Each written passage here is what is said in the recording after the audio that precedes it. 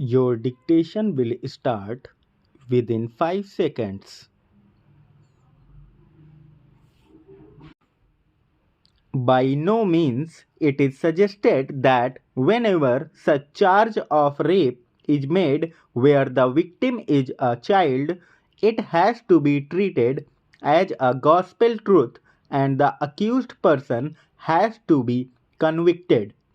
We have already discussed above the manner in which testimony of the prosecutrix is to be examined and analyzed in order to find out the truth therein and to ensure that deposition of the victim is trustworthy.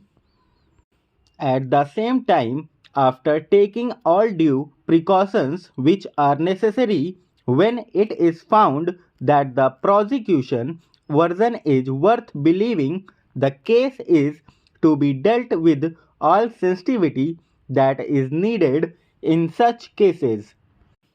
In such a situation, one has to take stock of the realities of life as well.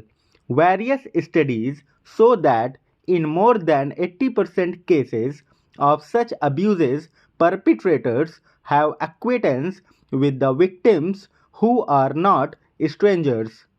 The danger is more within than outside. Most of the time, acquittance rapes when the culprit is a family member are not even reported for various reasons not difficult to fathom. The strongest amongst those is the fear of attracting social stigma. Another deterring factor which many times prevent such victims or their families to lodge a complaint is that they find whole process of criminal justice system extremely intimidating coupled with absence of victim protection mechanism. Therefore, time is ripe to bring about significant reforms in the criminal justice system as well. Equally, there is also a dire need to have a survivor centric approach towards victims of sexual violence, particularly the children, keeping in view the traumatic long lasting effects on such victims. After thorough analysis of all relevant and attendant factors, we are of the opinion that none of the grounds on which the High Court has cleared the respondent has any merit. By now, it is well settled that the testimony of a victim in cases of sexual offences is vital, and unless there are compelling reasons which necessitate looking for corroboration of a statement, the courts should find no difficulty to act on the testimony of the victim of a sexual assault alone to convict the accused. No doubt her testimony has to inspire confidence.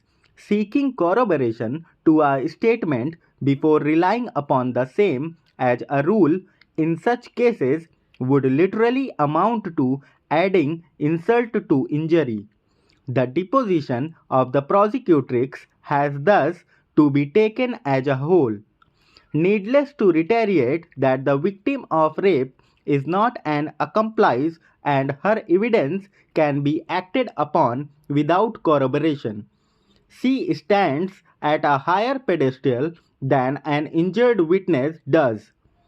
If the court finds it difficult to accept her version, it may seek corroboration from some evidence which lends assurance to her version. To insist on corroboration, except in the rarest of rare cases, is to equate one who is a victim of the lust of another with an accomplice to a crime and thereby insult womanhood. It would be adding insult to injury to tell a woman that her claim of rape will not be believed unless it is corroborated in material particulars, as in the case of an accomplice to a crime.